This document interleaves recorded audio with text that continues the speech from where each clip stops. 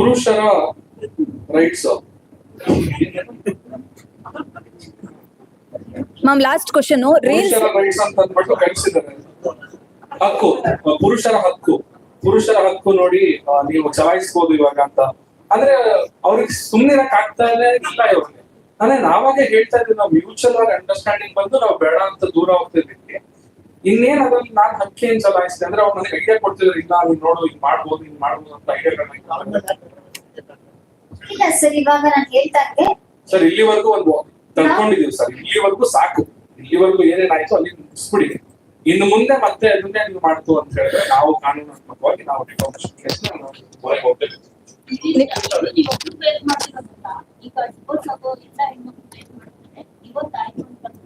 ಹೆಣ್ಮಕ್ಳ ಮೇಲೆ ಆರೋಪ ಬೇರೆ ಸಮಂತ ಬೇರೆಯವ್ರಿಗೆಲ್ಲ ಕಂಪೇರ್ ಮಾಡ್ಕೊಂಡು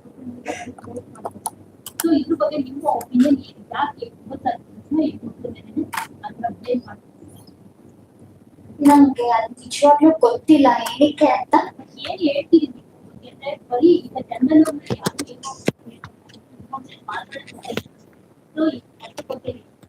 ಪ್ರಾಬಬ್ಲಿ ಅದು ಟಾರ್ಗೆಟ್ ಆತರ. ಇವಾಗ ಎಷ್ಟೊಂದ್ ಕಡೆ ನಾವು ಹೋದ್ರು ಕೂಡ ಮೋಸ್ಟ್ ಆಫ್ ದಮ್ ಹುಡುಗಿನೇ ಟಾರ್ಗೆಟ್ ಮಾಡ್ತಾರೆ. ಇವಾಗ ಪ್ರಾಬಬ್ಲಿ ಅವ್ರು ಸರಿ ಇಲ್ಲ ಅದಕ್ಕೆ ಹಿಂಗಾಯ್ತು, ಅವಳ ಬಟ್ಟೆ ಹಂಗಾಗ್ತಾಳೆ ಅದ್ ಸರಿ. ಇವಾಗ ಚಂದನ್ ನನ್ ಬಟ್ಟೆ ಆಗುತ್ತೆ ಏನು ಪ್ರಾಬ್ಲಮ್ ಇಲ್ಲ, ಬಟ್ ಬೇರೆಯವ್ರ ಪ್ರಾಬ್ಲಮ್ ಇದೆ ಅದೇನಕ್ಕೆ ಅಂತ ಗೊತ್ತಿಲ್ಲ. ಸೊ ಆತರ ಹುಡುಗಿಯರಿಗೆ ಒಂದು ಟಾರ್ಗೆಟ್ ಆಗ್ತಾರೆ, ಇವಳ ಪಕ್ಕ ಅದಿತ್ತು ಅದಕ್ಕೆ ಹಿಂಗಾಯ್ತು ಅಂತ. ಸೊ ಅದಕ್ಕೆ ನಿಮ್ಮ ಮನೆಯಲ್ಲೂ ಎಲ್ಲಾರ ಮನೆಯಲ್ಲೂ ಅಮ್ಮಂದಿರಿರ್ತಾರೆ, ಅಕ್ಕ ತಂಗಿರಿರ್ತಾರೆ. ಅವ್ರು ಇನ್ ಕೇಸ್ ಆತರ ಸಿಚುವೇಶನ್ ಅವ್ರಿಗೆ ಬಂದಾಗ್ಲೇ ಮಾತ್ರ ಗೊತ್ತಾಗಲ್ಲ ಎಷ್ಟು ನೋವಾಗತ್ತೆ ಅಂತ.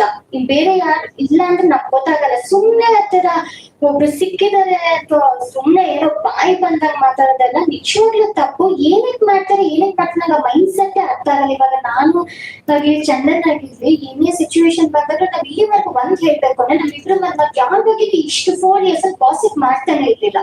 ಏನೇ ನ್ಯೂಸ್ ಬಂದ್ರೆ ಯಾವ್ದ್ರ ಬಗ್ಗೆ ಗಾಸಿಪ್ ಮಾಡ್ತಿಲ್ಲ. ಸೊ ನಮ್ಗೆ ಬೇರೆಯವ್ರು ಯಾರಾದ್ರೂ ಗಾಸಿಪ್ ಈ ತರ ಸ್ಪ್ರೆಡ್ ಮಾಡಿದ್ರೆ ಅರ್ಥ ಆಗಲ್ಲ ಎಷ್ಟು ಕ್ರೂರ್ ತರ ಇರ್ಬೇಕು. ಅವ್ರ ಮೈಂಡ್ ಸೆಟ್ ಅಲ್ಲಿ ಒಬ್ರ ಬಗ್ಗೆ ಸುಳ್ಳು ಹೇಳ್ಬೇಕು ಅಥವಾ ಟಾರ್ಗೆಟ್ ಮಾಡ್ಬೇಕು ಅನ್ನೋದು ಮಾಡ್ಬೇಡಿ.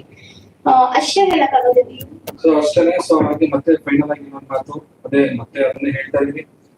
ಸೊ ಇವಾಗ ಈ 3ನೇ ವ್ಯಕ್ತಿ ಜೊತೆ ಹೇಳಿದ ಅವ್ರ ಹೆಸರನ್ನ ಸೇರಿಸಿ ಯಾಕೆ ಈ ಒಂದು ವಿಕೃತವಾದಂತ ಕಮೆಂಟ್ಸ್ ಗಳು ಹಾಗೆ ಪೋಸ್ಟ್ ಗಳನ್ನ ಮಾಡ್ತಾ ಇರೋದು ದಯವಿಟ್ಟು ಇದನ್ನ ನಿಲ್ಲಿಸಿ. ಇದು ಬರೀ ಇವರ ಜೀವನದ ಮೇಲೆ ಬೀಳುವಂತ ಪರಿಣಾಮ ಅಲ್ಲ, ಅವರ ಫ್ಯಾಮಿಲಿ ಮೇಲೂ ಕೂಡ ಇದು ತುಂಬಾ ಪರಿಣಾಮವನ್ನು ಬೀರ್ತದೆ. ಅವ್ರಿಗೂ ಕೂಡ ಫ್ಯಾಮಿಲಿ ಇದೆ, ಮಕ್ಳಿದ್ದಾರೆ.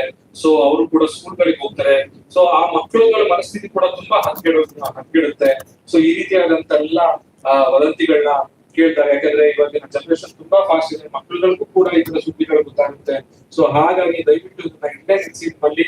ಮತ್ತೊಮ್ಮೆ ನೀವೇನೇ ಮಾಡಿ ಆಯ್ತು, ನೀವು ನಮ್ಗೆ ಸಪೋರ್ಟ್ ಮಾಡಿದ್ರೆ ನೀವು ಪರವಾಗಿಲ್ಲ, ದಯವಿಟ್ಟು ನಮ್ಮ ಮನಸ್ಸುಗಳಿಗೆ ನೋವು ಮಾಡಬೇಡಿ. ಮತ್ತೊಮ್ಮೆ ನಿಮ್ಮೆಲ್ಲರಿಗೂ ಈ ಒಂದು ಪ್ರೆಸ್ ಮೀಟಿಂಗ್ ಬಂದಿದ್ದಕ್ಕೆ ಎಲ್ಲ ನನ್ನ ಮಾಧ್ಯಮ ಮಿತ್ರರಿಗೆ ಹಾಗೆ ನನ್ನ ಸ್ನೇಹಿತರಿಗೆ ಮತ್ತೊಮ್ಮೆ ಧನ್ಯವಾದಗಳನ್ನ ಹೇಳ್ತೀನಿ. Thank you so much. Thank you.